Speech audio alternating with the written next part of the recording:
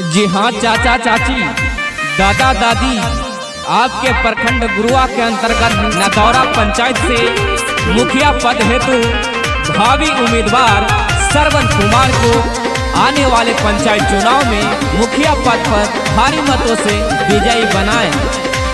नदौरा पंचायत में खुशहाली लावे के भाई,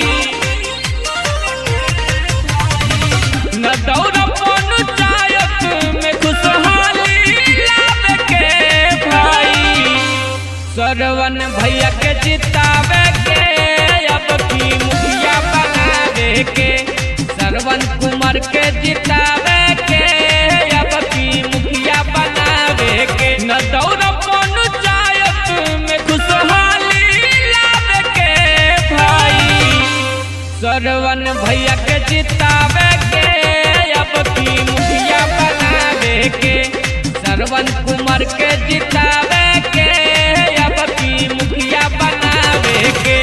श्रवण कुमार जिंदाबाद जिंदाबाद जिंदाबाद, श्रवण कुमार जिंदाबाद जिंदाबाद जिंदाबाद, श्रवण कुमार जिंदाबाद जिंदाबाद जिंदाबाद, नदौरा पंचायत के जनता जिंदाबाद जिंदाबाद जिंदाबाद, नदौरा पंचायत के जनता जिंदाबाद जिंदाबाद जिंदाबाद। शिक्षित समाज से भी संघर्षशील और होवे चाचा सबके मददगार हो, जनता के चहेता बेटा बनले अब की बार भावी मुखिया उम्मीदवार हो।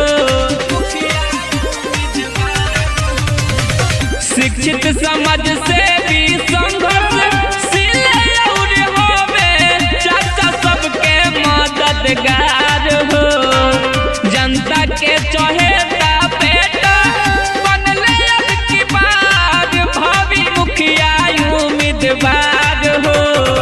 विरोधियन के झांसा में न तनिको आवे के भैया, विरोधियन के झांसा में न तनिको आवे के सुना, श्रवण भैया के जितावे के अब की मुखिया बनावे के, श्रवण कुमार के जितावे के अब की मुखिया बनावे के। श्रवण कुमार जिंदाबाद जिंदाबाद जिंदाबाद, श्रवण कुमार जिंदाबाद जिंदाबाद जिंदाबाद, श्रवण कुमार जिंदाबाद जिंदाबाद जिंदाबाद, नदौरा पंचायत के जनता जिंदाबाद जिंदाबाद जिंदाबाद, नदौरा पंचायत के जनता जिंदाबाद जिंदाबाद जिंदाबाद। नदौरा पंचायत में मुखिया चुनौआ में तबाहल इनके हवा, चाचा चाची दादा दादी तोहरे आशीर्वादवा पार कइले है जीत के दावा। नदौरा पंचायत में मुखिया चुनौआ में तबाहल इनके हवा, चाचा चाची दादा दादी तोहरे आशीर्वादवा पार कइले है जीत के दावा। अपन फर्ज बुथवा पर जाके निभाव के सुना, अपन फर्ज बुथवा पर जाके निभाव के भैया, श्रवण भैया के जितावे के अब की मुखिया बनावे के, श्रवण कुमार के जितावे के अब की मुखिया बनावे के। Presented by Geeta Music.